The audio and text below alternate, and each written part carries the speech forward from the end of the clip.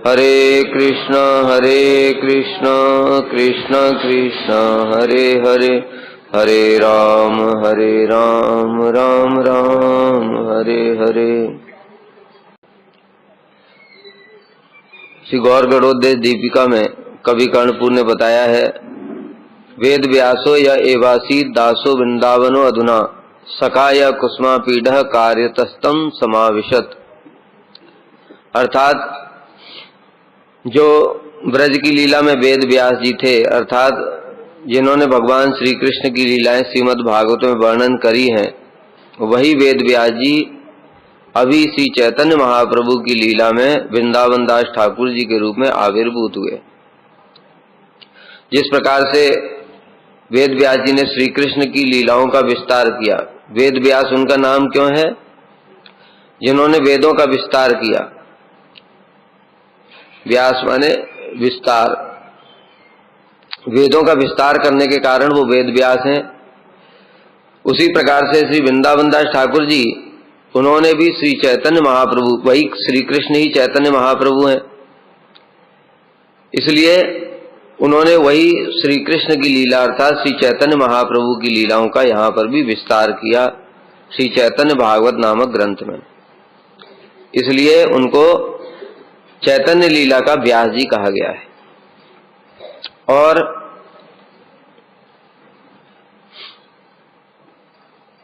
यहाँ पर बताया सखा या कुसुमा पीढ़ कार्यतस्तम समाविशत।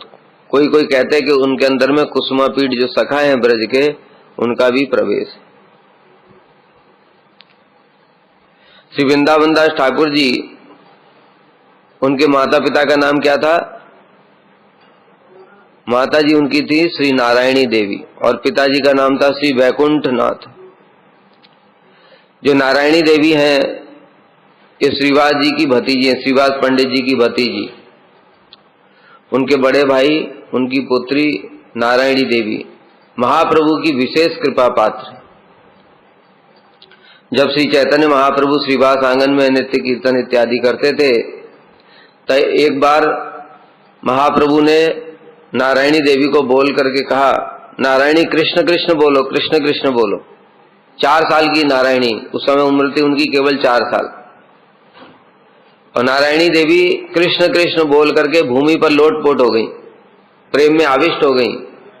शरीर में रोमांचकम पश्रु, मतलब जो बड़े बड़े भक्त हैं उनके शरीर में भी जो प्रेम के विकार नहीं देखे जाते, वो सब नारायणी देवी के शरीर में प्रकट हो गए। मतलब क्या? महाप्रभु ने उनको प्रेम प्रदान कर दिया। कितनी कम उम्र में, 4 साल की उम्र में।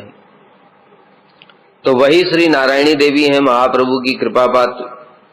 और इसके अतिरिक्त श्रीवास आंगन में जब वो रहती थी, शिवाजी के घर में, उस समय श्री चैतन्य महाप्रभु का उच्चिष्ट प्रसाद भी उनको मिलता था, नारायणी देवी को। बाद में उनका विवाह हुआ, जब बड़ी हो गई तो विवाह हुआ मामगाछी में।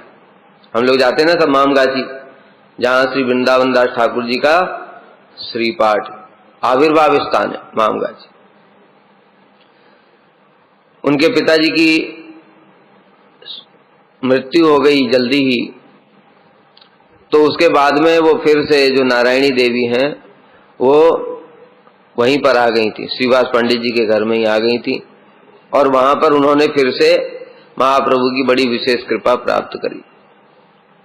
इनके बारे में भी बताया गया नारायणी देवी कौन है। अंबिकायाः स्वसा यासीन नामनी शील के लिम्बिका कृष्ण उच्चिष्टम प्रभुन जना सेयम नारायणी मता। ब्रज लीला में अंबिका उनकी बहन है किलिम्बिका। वो किलिम्बिका जो सब समय श्री कृष्ण का प्रसाद ग्रहण करती थी, तो यहाँ महाप्रभु की लीला में भी उनको कृष्ण का प्रसाद अर्थात श्री चैतन्य महाप्रभु का उच्चिष्ट प्रसाद प्राप्त हुआ। इस प्रकार से ये कृष्ण की अत्यंत कृपा पात्री हैं, ब्रज लीला में भी और महाप्रभु की लीला में भी। उसके बाद में जब ये श्रीवास पंडित जी के घर में वापस आ गई, फिर नित्यानंद प्रभु जब लीला करते थे, प्रचार इत्यादि लीला, उस समय जो वृंदावन दास ठाकुर जी थे वो नित्यानंद प्रभु के साथ में ही रहते थे। इसलिए इनको नित्यानंद प्रभु का शिष्य भी कहा जाता है। श्रीमन नित्यानंद कृपा पात्र वृंदावन दास चैतन्य लीलाए तेहो हैन आदि व्यास। नित्यानंद प्रभु के कृपा पात्र हैं। यहां पर यह समझना पड़ेगा कि शिष्य कहने का मतलब क्या है, दीक्षा क्या है, इस बात को समझना पड़ेगा। दीक्षा क्या है? दिव्यम ज्ञानम यतो दद्यात कुर्यात पापस्य संचय। बहुत से लोग कान में मंत्र लेने को ही दीक्षा समझते हैं, लेकिन कान में मंत्र लेने को दीक्षा नहीं होती। क्या होना चाहिए? दिव्य ज्ञान होना चाहिए। दिव्य ज्ञान क्या है? संबंध ज्ञान। जब तक हमारा संबंध ज्ञान नहीं होता है तब तक कान में मंत्र लेने से कुछ नहीं होता। श्रील प्रभुपाद जी कहते थे काने फू, अर्थात जब कोई कपटी व्यक्ति गुरु के पास में जाता है तो गुरु देखते हैं इसके अंदर में तो बहुत सारी कामनाएं हैं, इसको मंत्र देने से दिव्य ज्ञान इसको चाहिए ही नहीं। चाहिए ही नहीं तो वो दिव्य ज्ञान क्यों देंगे? वो कोई फ्री में थोड़ी बट रहा है। दिव्य ज्ञान इतनी बड़ी वस्तु है, बड़े बड़े ऋषि मुनि योगी तपस्वियों को भी प्राप्त नहीं हो रहा है। हम दिन रात भजन साधन कर रहे हैं फिर भी दिव्य ज्ञान नहीं हो रहा है, और जो कपटी व्यक्ति गुरु के पास आएगा उसको दिव्य ज्ञान दे देंगे? कभी संभव ही नहीं है। इसलिए वो दिव्य ज्ञान नहीं देते, वो कान में फूंक मारते हैं। अर्थात ऊपर से मंत्र दिख रहा है वो, लेकिन उसके अंदर में दिव्य ज्ञान नहीं है। बिना गुरु की कृपा के वो ज्ञान नहीं होगा। ये मत सोचो कि खाली मंत्र दे दिया तो उससे सब कुछ हो जाएगा। गुरु को यमे वैस विणुते तेल लभ्या, साथ में क्या करना पड़ेगा? गुरु उसको वर्ण करेंगे। जब गुरु देख लेंगे ये निष्कपट है, उसी मंत्र के माध्यम से ही वो दिव्य ज्ञान दे देंगे। लेकिन वो दिव्य ज्ञान प्रकाशित होने का भी समय होता है। ऐसा नहीं आज मंत्र दिया और कल को तो पूरा स्वरूप प्रकाशित हो गया। उसका भी भजन साधन है, अनर्थ निवृत्ति, निष्ठा, रुचि, आसक्ति क्रम है, जो भक्ति रसामृत सिंधु में श्री रूप गोस्वामी ने बताया। इसलिए यह दिव्य ज्ञान यही मुख्य वस्तु है, यही दीक्षा है। तो अभी जब गुरु जी से हम मंत्र लेते हैं, जितनी मात्रा में हमारी शरणागति होती जाएगी उतनी मात्रा में वो दिव्य ज्ञान हमको प्राप्त होता जाएगा, प्रकाशित होगा वो। और प्रकाशित होते होते संबंध ज्ञान जैसे ही हो जाएगा, वही दिव्य ज्ञान है और वही दीक्षा कंप्लीट हो गई। अभी हमारी दीक्षा हुई है, दीक्षा मतलब एडमिशन हुआ है भक्ति के स्कूल में, दीक्षा नहीं हुई है। दीक्षा के द्वारा, मंत्र के द्वारा भक्ति के स्कूल में केवल एडमिशन हुआ है। दीक्षा एक प्रोसेस है, विधि, जो कंप्लीट होती है भाव अवस्था में। इसलिए हमारी जो गुरु परंपरा है उसमें दो परंपरा है, एक पांचरात्रिक परंपरा, एक है भागवत परंपरा। पांचरात्रिक परंपरा में ये मंत्र जो दिए जाते हैं, गुरु ने जो मंत्र प्रदान किए, ये पांचरात्रिक परंपरा है। दीक्षा विधि के द्वारा मंत्र दिया जाता है। लेकिन इसके अतिरिक्त भागवत परंपरा है, उसमें शिक्षा मुख्य है और हमारे सभी आचार्यों ने इस शिक्षा को ही महत्व प्रदान किया। इसलिए देखो कहीं पर भी ये वर्णन नहीं है महाप्रभु ने रूप गोस्वामी को, सनातन गोस्वामी को बुलाया, कहा जाओ मुंडन करके आ जाओ, मैं तुमको मंत्र दूंगा। मंत्र दिया महाप्रभु ने, लिखा है कहीं ऐसा? किसी ग्रंथ में हमने तो पढ़ा नहीं, कभी आज तक सुना भी नहीं है। लेकिन सारे शास्त्र कहते हैं कि रूप गोस्वामी, सनातन गोस्वामी महाप्रभु के शिष्य हैं। उन्होंने स्वयं भी ये सब वर्णन किया है। तो किस प्रकार से श्री रूप गोस्वामी श्री सनातन गोस्वामी को अपना गुरु मानते हैं? उन्होंने तो मंत्र दिया नहीं। तो इस प्रकार से जो भागवत परंपरा है वही प्रधान है। यहां पर भी जो नित्यानंद प्रभु के कृपा पात्र वृंदावन दास, मतलब कहना समझना पड़ेगा भागवत परंपरा, उनसे शिक्षा ग्रहण किया। और श्री चैतन्य महाप्रभु ने भी रूप गोस्वामी को प्रयाग में रूप शिक्षा प्रदान किया। काशी में श्री सनातन गोस्वामी को सनातन शिक्षा दिया। उसमें सारा का सारा तत्व है, उसी तत्व को उन्होंने हृदय में धारण करके फिर जगत में प्रचार किया। इसलिए वो दोनों ही श्री चैतन्य महाप्रभु के शिष्य कहलाए। ये वास्तव में ये हमारी परंपरा है। इसलिए हमारे परंपरा में भी जब हम अपने आचार्यों का विचार करते हैं तो देखते हैं ठाकुर भक्ति विनोद, उनके जगन्नाथ दास बाबा जी गुरु नहीं है, पांचरात्रिक विधि से। लेकिन हमारी परंपरा में फोटो किसका लगा हुआ है? जगन्नाथ दास बाबा जी का। ठाकुर भक्ति विनोद ने गौर किशोर दास बाबा जी महाराज को दीक्षा दिया क्या? नहीं दिया, लेकिन वो उनके शिष्य हैं, शिक्षा शिष्य। इसी प्रकार से और भी हमारे जो परंपरा है, जो हम लोग कृष्ण हिते चतुर्मुख यहां से शुरू करके गाते हैं, उसमें देखेंगे कि वो पांचरात्रिक और भागवत दोनों परंपराओं के वर्णन मिलता है। मुख्य है प्रधान भागवत परंपरा। अगर दीक्षा गुरु ही शिक्षा गुरु का कार्य कर रहा है तो बहुत ही अच्छी बात है, लेकिन अगर दीक्षा गुरु ने केवल मंत्र दिया है तो फिर शिक्षा जो उस मंत्र को पुष्ट करते हैं वो महत्वपूर्ण है।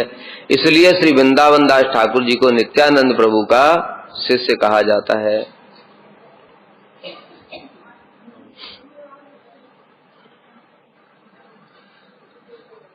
तो ये श्री नित्यानंद प्रभु के साथ में ही रहते थे, नित्यानंद प्रभु के साथ में रह करके प्रचार करते थे। एक बार श्री नित्यानंद प्रभु अपने भक्तों के साथ में देनुड़ ग्राम में आए। वहां पर इनका मामा जी का घर है देनुड़ ग्राम में। वृंदावन दास ठाकुर जी के मामा जी रहते थे उधर देनुड़ ग्राम में। और किसका स्थान है पता है? गए कभी?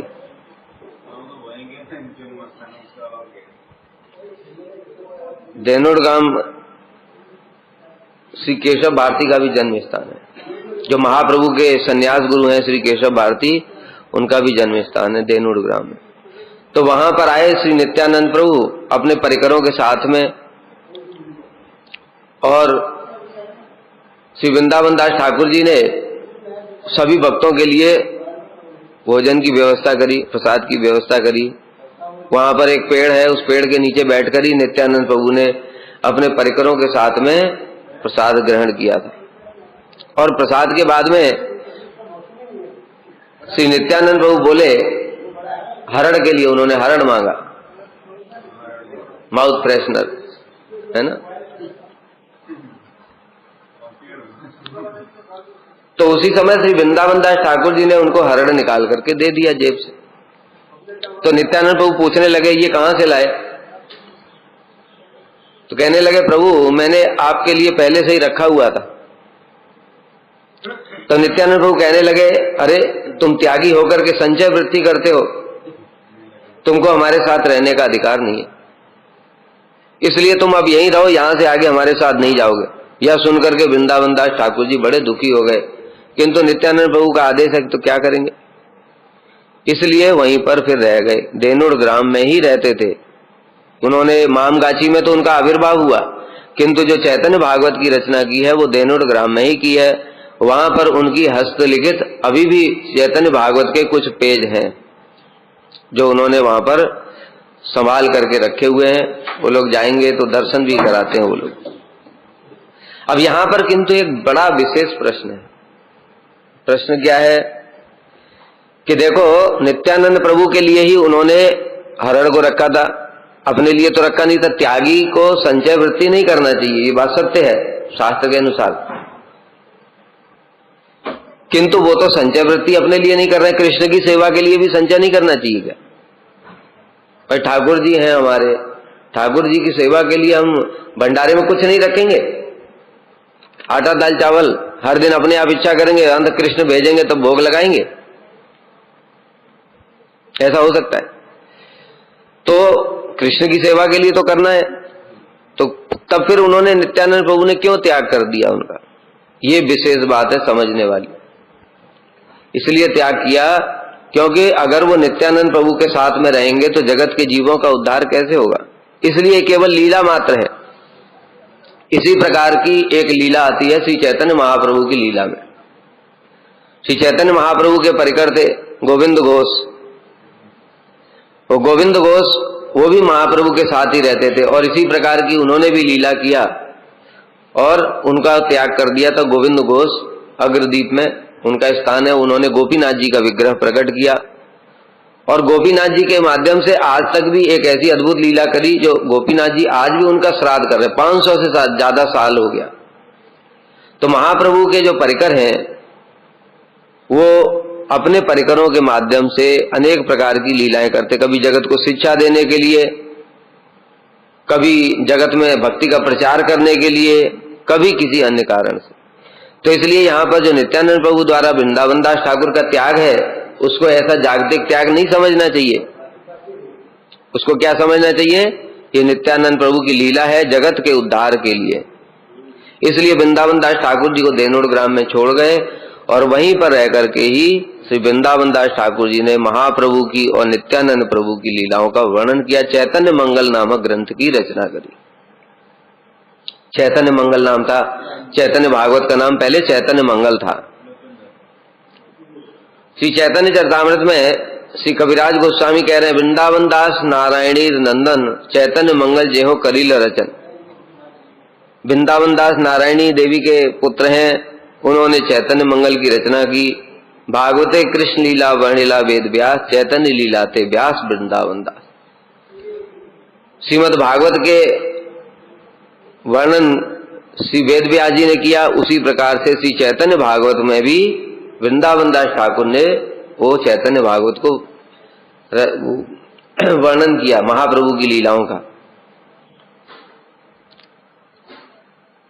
वृंदावन दास कैला चैतन्य मंगल जहां श्रवणे नासे सर्व अमंगल। ये चैतन्य मंगल की बड़ी महिमा है।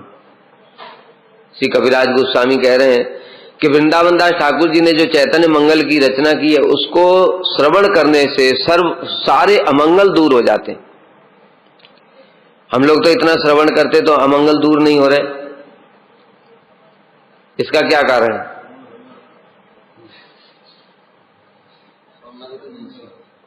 शास्त्र में जो भी बताया गया उसको अंदर से विचार करना चाहिए।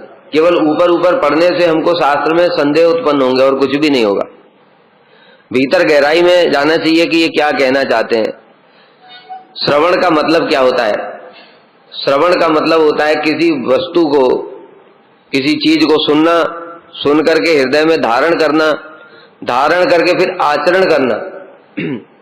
अब यहाँ पर श्री महाप्रभु और श्री नित्यानंद प्रभु की जो जो महिमाएं बताई हैं, उनको हम श्रवण करके उनके प्रति प्रेम होगा तब तो अमंगल नाश होगा। और सुन लिया उसके बाद में फिर वही जो अपना डेली कर रहे हैं वही करे जा रहे हैं। तो केवल कान से सुना, डेली आकर के बैठते हैं, सुनते हैं, चले जाते हैं। एक माता जी थी, श्रील भक्ति दत्त माधव गोस्वामी महाराज जी की शिष्य, वो सारा जिंदगी कथा सुना मठ में उन्होंने। और उसके बाद में जब काफी उम्र हो गई तो एक दिन श्रील महाराज जी से कहने लगी कि महाराज मैं तो 50-60 साल से कथा सुन रही हूँ, मठ में आती हूँ, लेकिन ठाकुर जी से प्रीति नहीं होती। तो श्रील भक्ति दत्त माधव गोस्वामी महाराज जी ने बताया प्रीति होगी कैसे? जैसे अपने बच्चों की सेवा करती हो, अपने पति की सेवा करती हो, कभी ठाकुर के बारे में सोचा इस प्रकार से? तो इसलिए वो मठ में आना हुआ, मठ में आना हुआ नहीं, केवल आए, घूमे, अटेंडेंस लगाया, चले गए। जैसे स्कूल कॉलेज में पढ़ाई करते ना बच्चे, कुछ बच्चे क्या करते, केवल जाते, अटेंडेंस लगा के चले जाते। कुछ बच्चे सिंसियर होकर के पढ़ते हैं। वो सिंसियर होकर के जो पढ़ते हैं पूरा लेक्चर, ऐसे कितने होते हैं? ऐसे 2-4 ही होते हैं, वही टॉपर होते हैं। और बाकी सब जैसे तैसे करके घिस-घिसा करके पास हो जाते हैं। तो उनका कॉलेज स्कूल जाना हो नहीं रहा है, केवल क्या हो रहा है? फॉर्मेलिटी।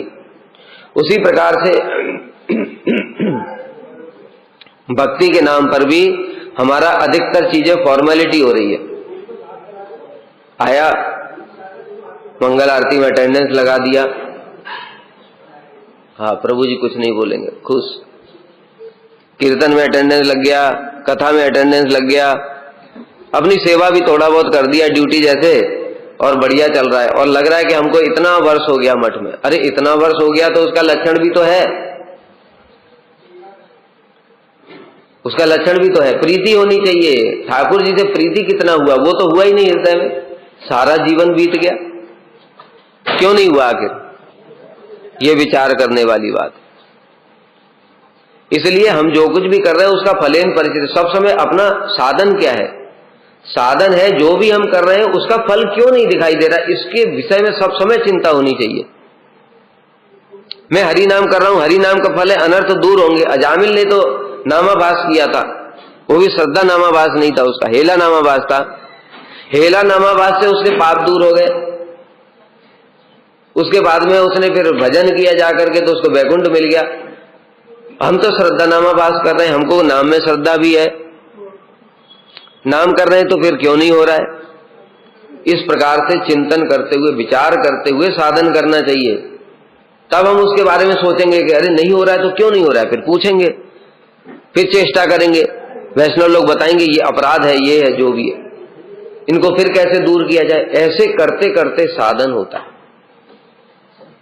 उसी प्रकार से मठ में कीर्तन में आते हैं, आरती में आते हैं। आरती में क्या भावना होनी चाहिए उससे कोई मतलब नहीं, वो पीछे खड़े होकर के बातें करते हैं। एक भावना के साथ में आना चाहिए, तब तो आरती में आना हुआ, नहीं तो अटेंडेंस हो गया। कैसी भावना होनी चाहिए? जैसा कि परम गुरुदेव ने आरती में एक एक चीज लिखी हुई है कि राधा कृष्ण शयन लीला कर रहे हैं और किस प्रकार से वृंदा देवी उनको जगाने के लिए सभी को मयूर सुखादि सारी कतपिक राज ये सब आए हैं, राधा कृष्ण को जगा रहे हैं। कितने प्रेम पूर्वक, प्रीति पूर्वक, कुसुमित सरोवर कमल है, एक एक चीज को सोच करके, ध्यान दे करके। और फिर भावना कैसी होनी चाहिए, जो अंत में परम गुरुदेव ने बताया कि जो है ये सब इस प्रकार से सब कीर्तन कर रहे हैं। अभागा केशव करे नाम संकीर्तन, मतलब कि अभागा केशव करे। बहुत से लोग यहां पर भी टीका लगा देते। अभी तो वो बहुत सारे हमने तो मठों में देखा कि अभागा तो बोलते ही नहीं है। ये क्या है? ये अपराध है। स्पष्ट रूप से कई सारे जगह पर बिल्कुल लिखा हुआ है। श्रील भक्ति वेदांत वामन गोस्वामी महाराज जी ने स्पष्ट बोला हुआ है। ये कथा सुन सकते हैं, उनकी रिकॉर्डिंग है। कहते अरे तुम परम गुरुदेव की बात में टीका लगाने का शक्ति तुम्हारे अंदर दे दिया किसी ने। उनकी बात को हटा करके तुमने जैसे ही वो अपना लिखा तो वो अपना कीर्तन हो गया। अब वो परम गुरुदेव का कीर्तन नहीं है, वो तुम्हारा कीर्तन है। और तुम्हारे कीर्तन को कृष्ण सुनेंगे भी नहीं, देखेंगे भी नहीं, उसको वो बेकार है। एक अनर्थग्रस्त साधक का कीर्तन लिखने से क्या मतलब है? उसका कीर्तन भी है ही नहीं। कीर्तन तो कृष्ण की सेवा के लिए होता है, सेवा संबंध ज्ञान के साथ में होती है। हमारा कृष्ण के साथ संबंध ही नहीं है तो हम क्या लिख सकते हैं? इसलिए जो गुरुवर्ग ने बताया है, जो कीर्तन के शब्दों को तो छोड़ो, कीर्तन का जो सुर ताल है वो भी वही रखना चाहिए जो उन्होंने गा करके दिया है, क्योंकि वो कृष्ण के लिए गाया उन्होंने। और हम जो गाएंगे वो अपने कर्णोत्सव के लिए गाएंगे, हमको आनंद आना चाहिए। समझ गए? इसलिए क्या करते हैं फिर YouTube चैनल खोल करके इस्कॉन वाला ऐसा गा रहा है, ये अमेरिका में ऐसा गाया है, ये ऑस्ट्रेलिया में ऐसा, ये वाली धुन बढ़िया है, मैं ये वाली धुन में गाऊंगा। गाओ तो तुम, ये गाना है, फिर वो कीर्तन नहीं है। ऊपर से कीर्तन जैसा दिख रहा है, जैसे भी बताया ना, मंत्र दिया कान में फूंक हुआ, वो मंत्र जैसा दिख रहा है किंतु मंत्र नहीं है। उसी प्रकार से यहां पर ये कीर्तन नहीं है, केवल वो गाना है। अपने कान में अच्छा लगने के लिए तुम गा रहे, मतलब अपनी इंद्रिय तृप्ति, आत्मेंद्रिय तृप्ति वांछा तारे वाले का वो काम है। लेकिन जो गुरु वैष्णवों ने जो गाया, जिनका संबंध है भगवान के साथ में, उन्होंने जो गाया वो कृष्ण के लिए गाया।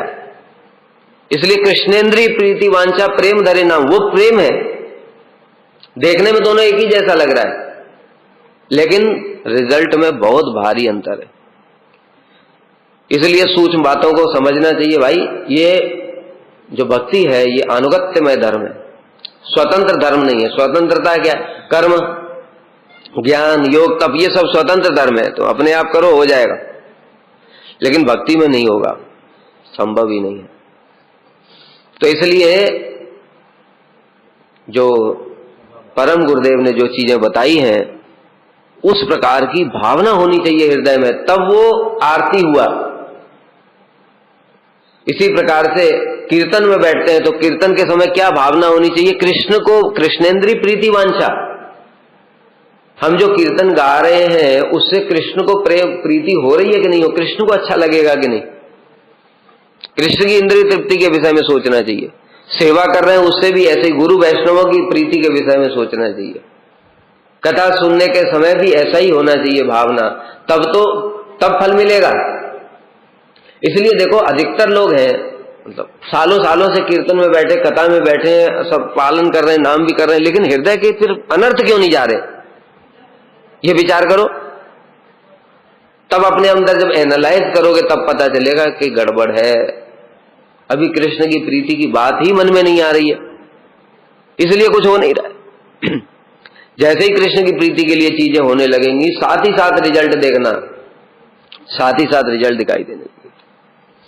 ठीक है, तो इसलिए जार श्रवणे नासे सर्व अमंगल, श्रवण करना पड़ेगा, खाली सुन करके कान से निकालना नहीं पड़ेगा।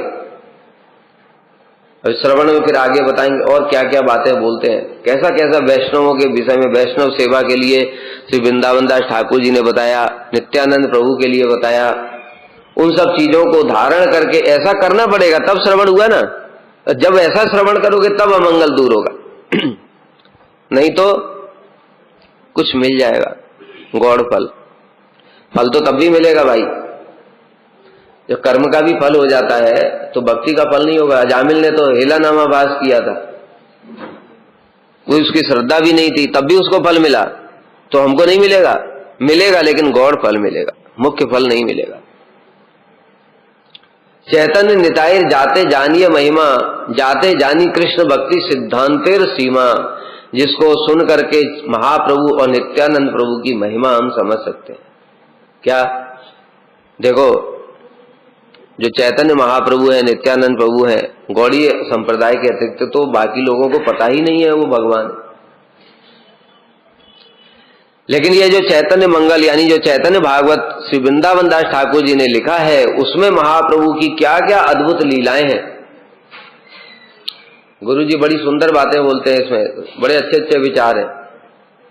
देखो, वृंदावन दास ठाकुर जी ने विशेष रूप से महाप्रभु की जन्म लीला, बाल्य लीला, इन सब का वर्णन 3 खंडों में विभाजित चैतन्य भागवत। पहला आदि लीला, दूसरा मध्य लीला और तीसरा अंत्य लीला। आदि लीला में क्या विषय है? आदि लीला का विषय क्या है? महाप्रभु और नित्यानंद प्रभु का जन्म लीला और उनकी बाल लीलाएं। मध्य लीला में क्या वर्णन है? मध्य लीला में वर्णन है विशेष रूप से महाप्रभु का संकीर्तन प्रकाश, संकीर्तन प्रकाश लीला है। और तीसरा है अंत्य लीला। अंत्य लीला में संन्यास लीला का वर्णन किया है, बड़े विस्तार से नहीं किया, क्योंकि ग्रंथ के विस्तार के भय से उन्होंने संन्यास लीला को छोड़ दिया, जिसको श्री कविराज गोस्वामी ने फिर चैतन्य चरितामृत में वर्णन किया। इसलिए श्रील प्रभुपाद जी ने लिखा है कि चैतन्य चरितामृत को चैतन्य भागवत का परिशिष्ट कहने में कोई भी दोष नहीं है, वो परिशिष्ट है। ठीक है, क्योंकि महाप्रभु की जो संन्यास लीला है उसको श्री वृंदावन दास ठाकुर जी ने छोड़ दिया। खुद ही कविराज गोस्वामी ने ये सब खुद ही लिखा है कि मैं तो उनका उच्छिष्ट ग्रहण कर रहा हूं जो उन्होंने छोड़ दिया, वो भी ग्रंथ के विस्तार के भय से। ऐसा नहीं समझना कि उनको आता नहीं है, ग्रंथ के विस्तार के भय से। अथवा दूसरा ये कह सकते हैं कि भगवान सबके लिए अलग अलग सेवाएं रखते हैं,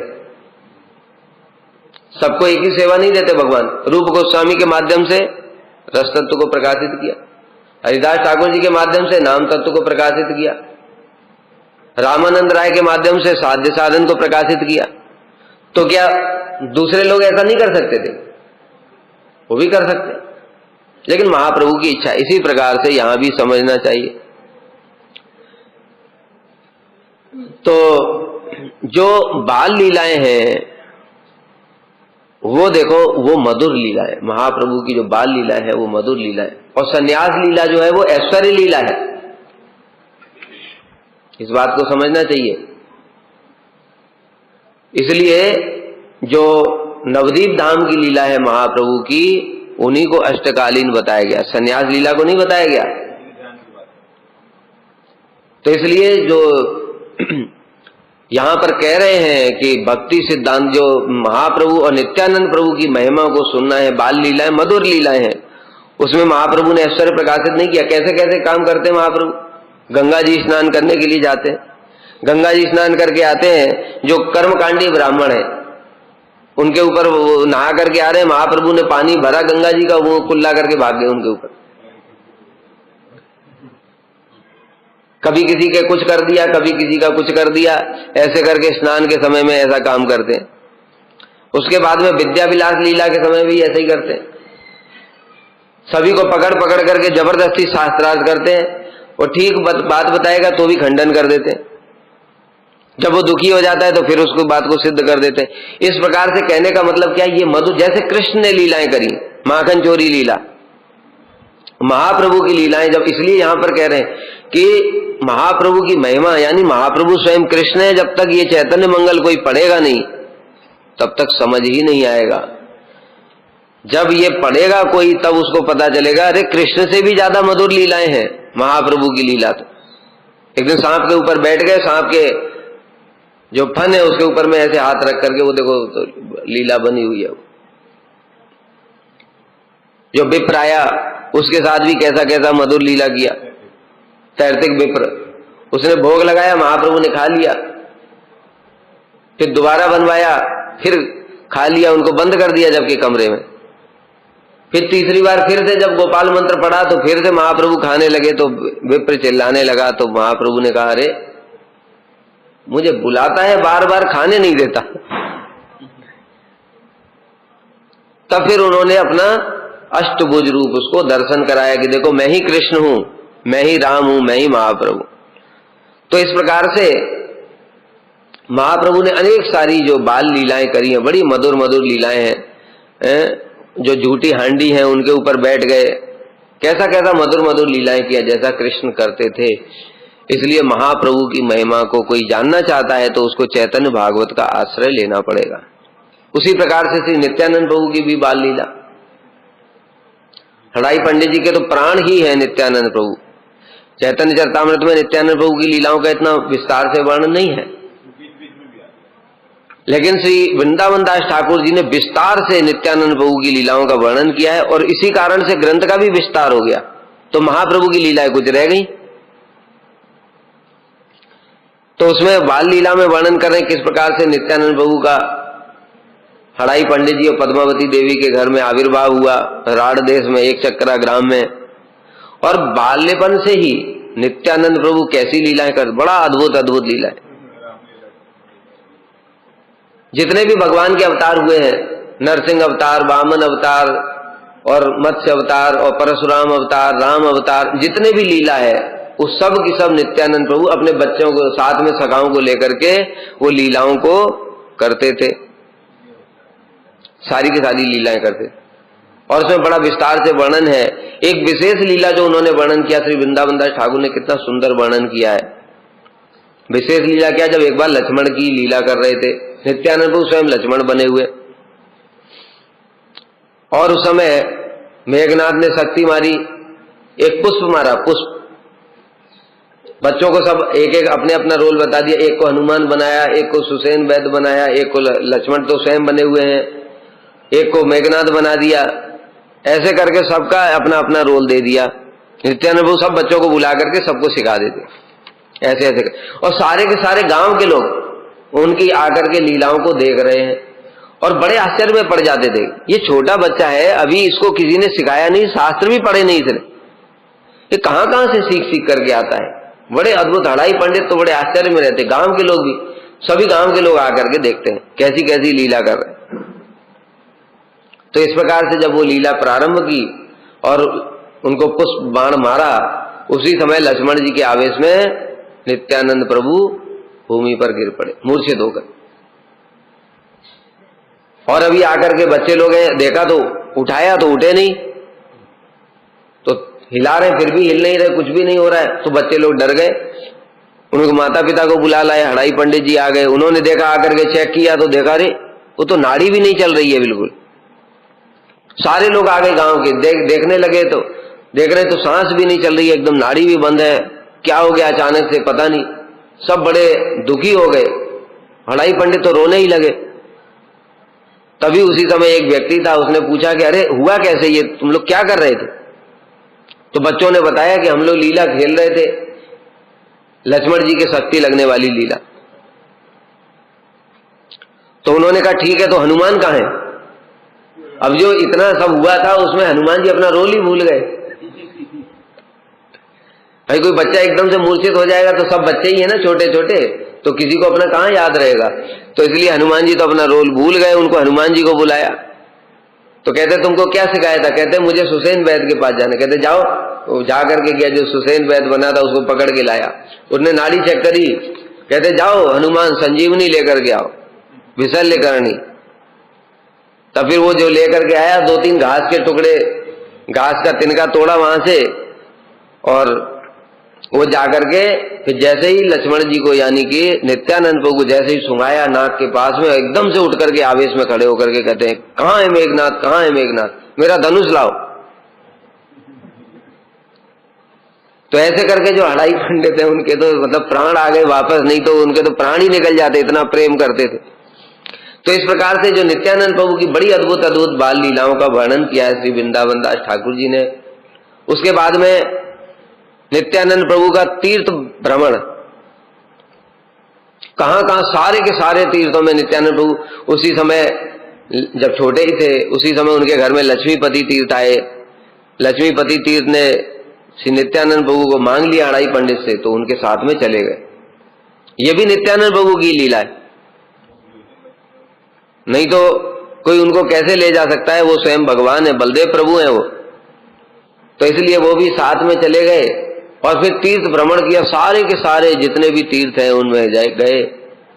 और तीर्थ भ्रमण करते करते उनका माधवेंद्रपुरी के साथ में मिलन हुआ। क्या अद्भुत वर्णन किया है वृंदावन दास ठाकुर जी ने। जो कहते हैं ना, ये बात जो अभी बताया कि इनके श्रवण से सर्व अमंगल नाश हो जाता है, ये सुनो माधवेंद्रपुरी और नित्यानंद प्रभु के मिलन का जो वर्णन है, कैसे दोनों एक दूसरे को आलिंगन कर रहे हैं, पकड़ करके जब आलिंगन कर लिया छोड़ते ही नहीं है, दोनों के शरीर में रोमांच, कंप, अश्रु पुलक पूरा, नेत्रों के अश्रुओं से दोनों ने एक दूसरे को भिगो दिया।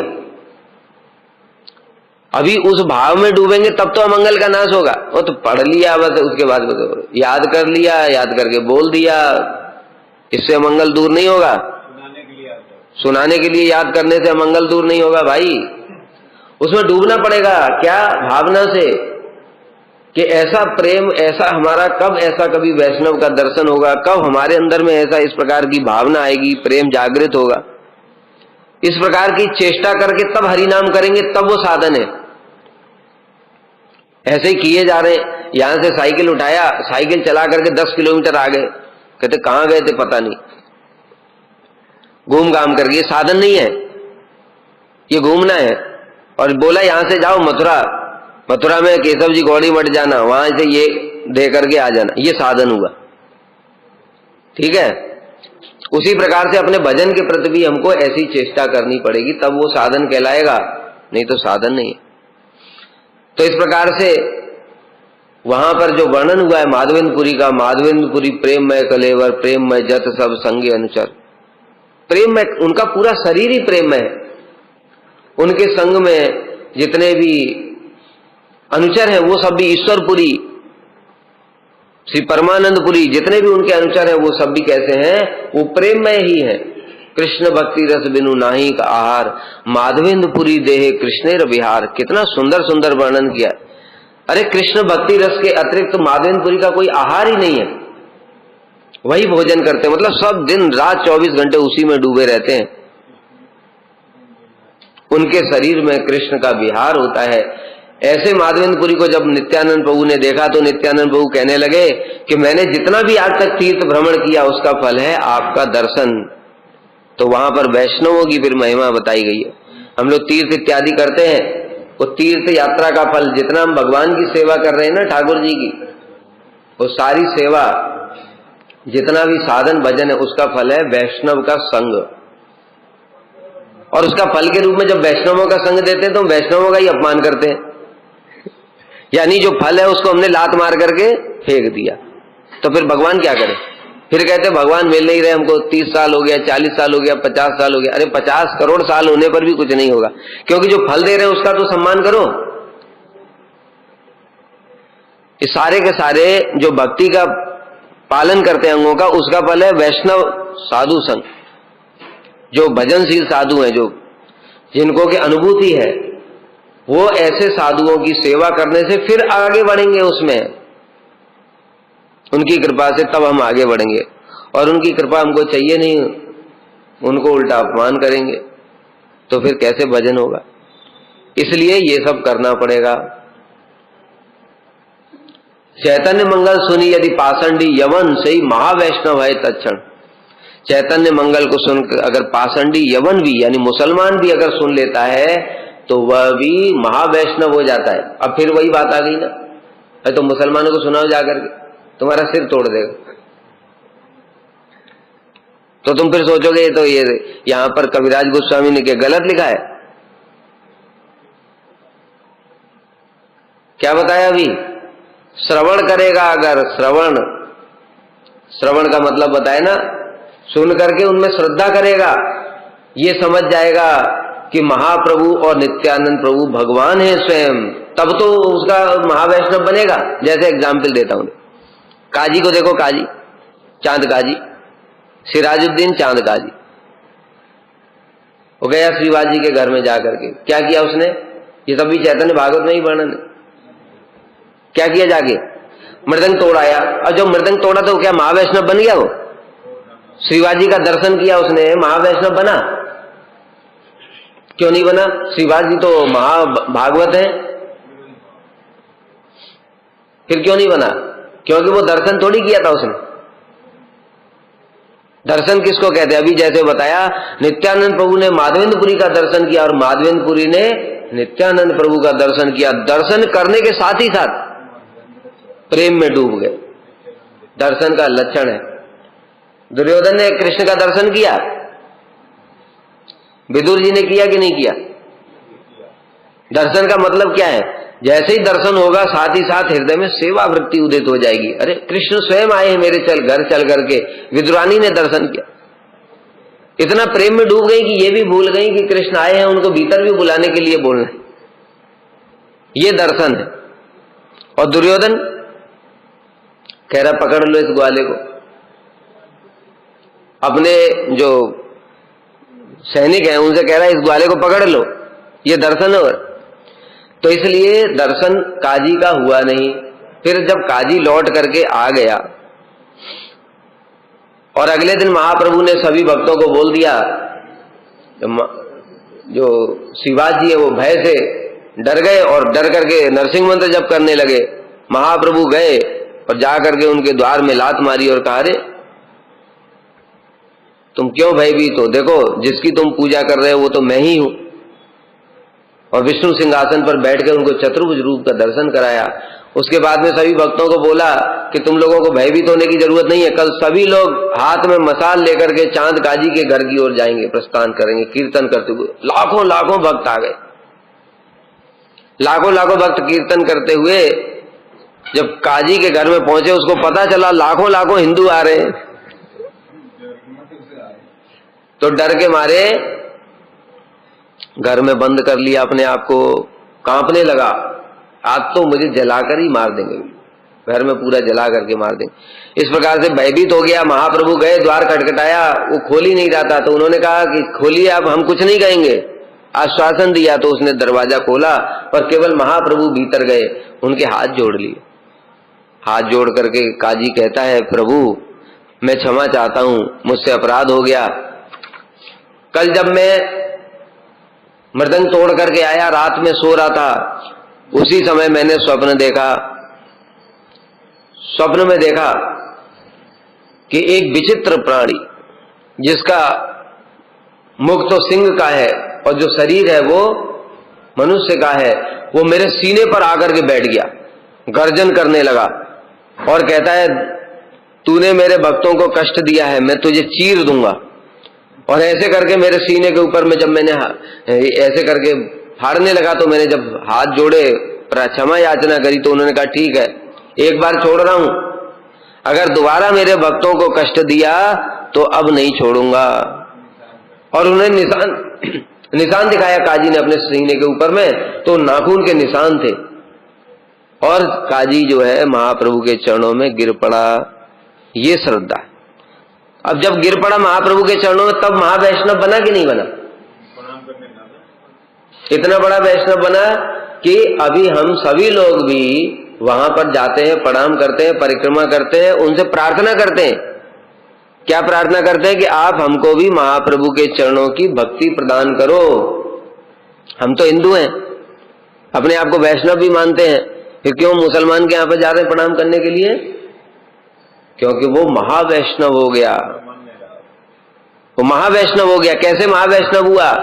यही बताया है, चैतन्य मंगल सुने यदि पाषंडी यवन। सुनने का मतलब क्या हुआ यहाँ पर? मतलब उन चीजों को समझ मानना भी तो पड़ेगा, श्रद्धा तो करनी पड़ेगी कि हाँ महाप्रभु ही कृष्ण है, वो अनंत कोटि ब्रह्मांड के स्वामी स्वयं यहाँ पर कीर्तन की लीला कर रहे, कीर्तन विलास कर रहे। इस प्रकार से जब श्रद्धा पूर्वक सुनेंगे तब जाकर के यवन वैष्णव बनेगा, नहीं तो नहीं होगा। इसलिए बताया अंदर की चीजों को समझना पड़ेगा। मनुष्य रचते नारे ऐसे ग्रंथ धन्य, वृंदावन दास मुखे वक्ता श्री चैतन्य। देखो कृष्णदास कविराज गोस्वामी कितनी सुंदर बात कह रहे। अरे भाई, किसी मनुष्य में इतनी शक्ति नहीं है, ऐसे ग्रंथ की रचना कैसे कर सकता है कोई? महाप्रभु की ऐसी ऐसी गूढ़ से गूढ़ लीला। और वो भी उन्होंने, देखो नारायणी देवी जब, देखो विचार करने वाली बात है, नारायणी देवी 4 साल की थी जब महाप्रभु संकीर्तन करते थे शिवाजी के घर में। अब नारायणी देवी का जब विवाह हुआ होगा तो कितने साल की होंगी वो? कम से कम 20 साल मान लो, ठीक है। तो जब विवाह हुआ तो उस समय महाप्रभु कितने साल के हो गए? महाप्रभु कितने साल के हो गए? 24 साल में तो कीर्तन लगभग 20 साल में तो शुरू ही किया था, गया से लौट करके आए तब, ठीक है, लगभग 40। और उसके बाद में फिर महाप्रभु संन्यास लीला में, उसके बाद वृंदावन दास ठाकुर का आविर्भाव हुआ। तो मतलब क्या है, लगभग महाप्रभु की लीला तो अंत ही हो गया होगा, ठीक है। लेकिन नित्यानंद प्रभु काफी समय तक रहे। तो कहने का मतलब क्या है कि नित्यानंद वृंदावन दास ठाकुर जी ने महाप्रभु की लीलाओं तो बाल लीला देखी क्या? उन्होंने दर्शन नहीं किया, लेकिन दर्शन बिना किए भी जो वर्णन कर रहे हैं एक एक चीज, जैसे जैसे बताया, वो चाहे नित्यानंद प्रभु की बाल लीला, ऐसे ऐसा सूक्ष्म सूक्ष्म बातें लिख रहे हैं। तो इसलिए क्या वो किसी मनुष्य की शक्ति है वो लिखने की? वाल्मीकि जी ने रामायण कैसे लिखा? भगवान राम की कृपा से। जो भगवान राम की लीलाएं अभी हुई नहीं है वो भी उनके हृदय में प्रकाशित हो गई। वेद व्यास जी ने कैसे लिखा? भागवत समाधि भाषा में। नारद जी ने कहा, हे व्यास तुम दिव्य हो, तुम्हारी प्रकृति दिव्य है, तुम भगवान की लीलाओं को स्मरण करो, वो तुम्हारे हृदय में सब स्फुरित हो जाएंगी। और फिर वेद व्यास जी ने श्रीमद् भागवत में उनका वर्णन किया। मतलब क्या, किसी व्यक्ति, ये कोई वो नहीं है नॉवेल, किसी व्यक्ति के अंदर में इतनी शक्ति नहीं है जो कि महाप्रभु की लीलाओं को वर्णन कर सके। इसलिए कह रहे हैं कविराज गोस्वामी, वृंदावन दास मुखे वक्ता श्री चैतन्य। स्वयं श्री चैतन्य महाप्रभु ही वक्ता हैं। जैसे श्री कविराज गोस्वामी ने भी जो लिखा है चैतन्य चरितामृत, नित्यानंद प्रभु की कृपा से लिखा है। क्या लिख रहे हैं? कह रहे, अरे मेरी स्थिति कैसी है जरा देखो तो सही। मतलब जब वृद्ध हो गए काफी, कविराज गोस्वामी जब वृद्ध हो गए, तब सभी जो वैष्णव है उन्होंने आदेश दिया कि आप महाप्रभु की संन्यास लीलाओं का वर्णन करो। तो कविराज गोस्वामी लिखते हैं कि मुझे आंखों से ठीक से दिखता नहीं है, कलम चलते हुए तो मेरी हाथ कांपते हैं, शरीर पूरा झुक गया है, स्मरण शक्ति कुछ है नहीं। अभी ऐसी दशा में अगर मैं लिख रहा हूं तो फिर कौन लिख रहा है? जो मदन मोहन जी मुझे जो लिखवा रहे हैं वही लिख रहा हूं। नित्यानंद प्रभु की कृपा से ही वो सब कुछ लिख रहे हैं। इसी प्रकार से यहाँ क्या समझना पड़ेगा कि ये चैतन्य भागवत कोई साधारण ग्रंथ नहीं है। वक्ता स्वयं श्री चैतन्य ही है, अर्थात महाप्रभु स्वयं उनके हृदय में बैठ करके प्रेरणा दे करके उनको लिखवा रहे। वृंदावन दास पदे कोटि नमस्कार, ऐसे ग्रंथ करी ते हो तारिला संसार। वृंदावन दास ठाकुर जी के चरणों में कोटि कोटि नमस्कार है, जिन्होंने इतना सुंदर ग्रंथ लिख करके इस संसार का उद्धार किया।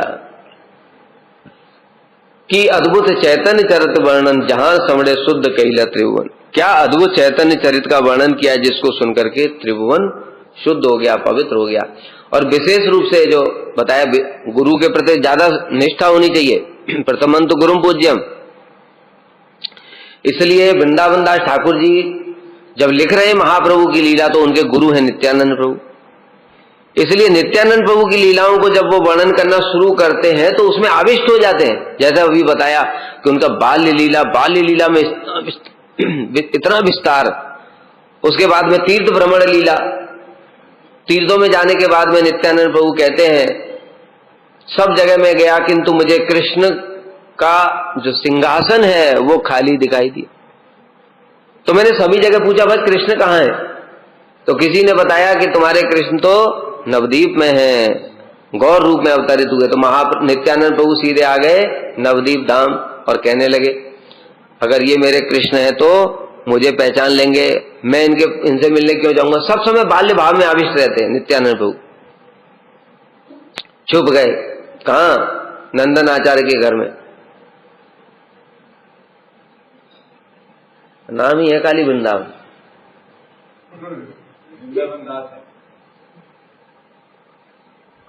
इसलिए छुप गए और छुप करके फिर महाप्रभु ने श्रीवास पंडित जी और श्री हरिदास ठाकुर जी को कहा जाओ परम वैष्णव आए हैं नवदीप में। ढूंढते ढूंढते उनको 3 प्रहर बीत गए किंतु मिले ही नहीं। तब महाप्रभु स्वयं लेकर के गए उनको और नित्यानंद प्रभु के सामने जाकर के खड़े हो गए। महाप्रभु और नित्यानंद प्रभु एक दूसरे को देखे जा रहे हैं। उनका प्रेम जो हुआ वहां पर नित्यानंद प्रभु के अद्भुत उनका महिमा प्रकाशित किया महाप्रभु ने।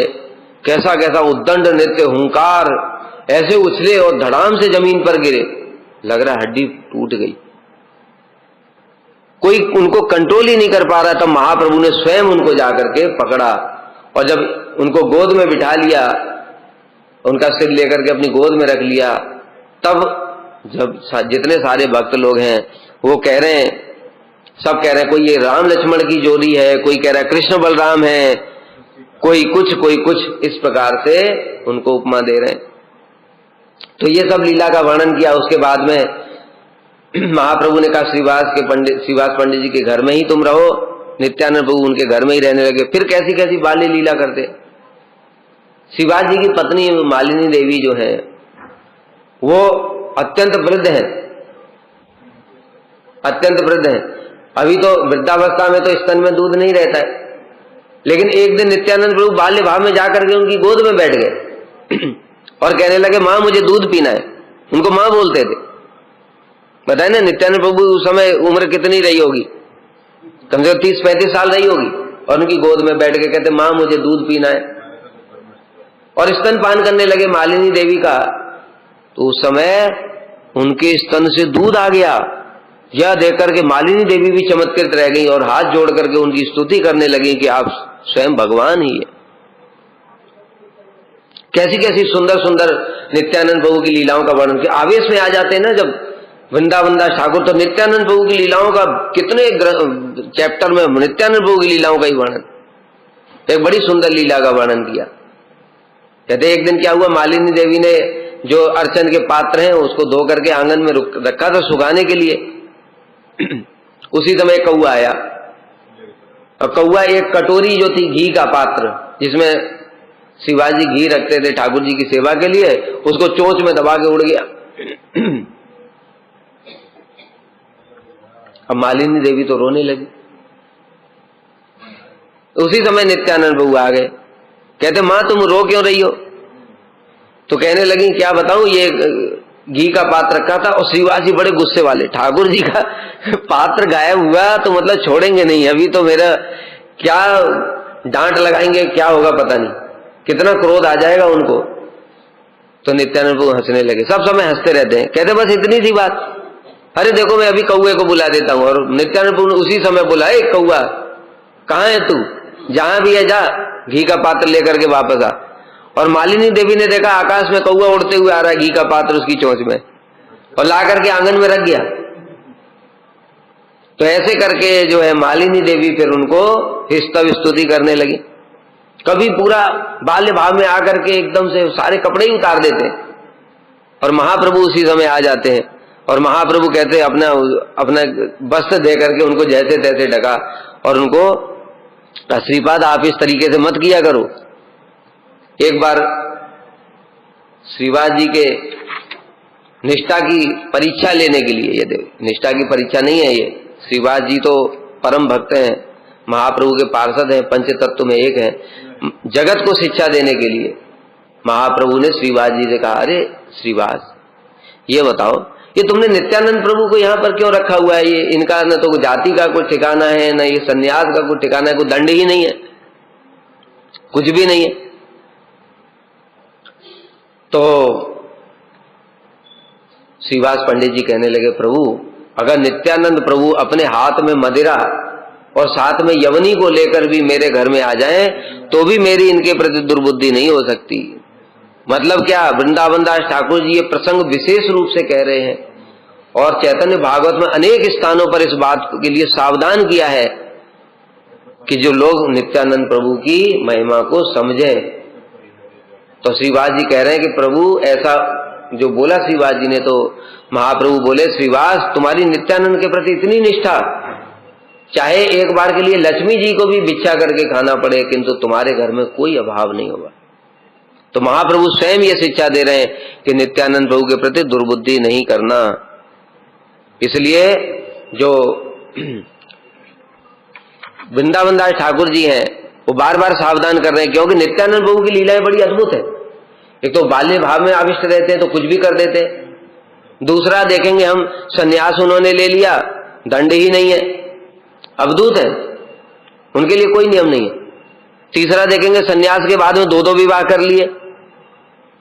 तो जो जगत के जीव हैं वो मूर्ख कहीं के, वो अपनी तरह ही ना समझे उनको, भाई वो भगवान है, उनके लिए कोई नियम नहीं है। अरे परमहंसों के लिए भी कोई नियम नहीं होता है। गौर किशोर दास बाबा जी के लिए कोई नियम है?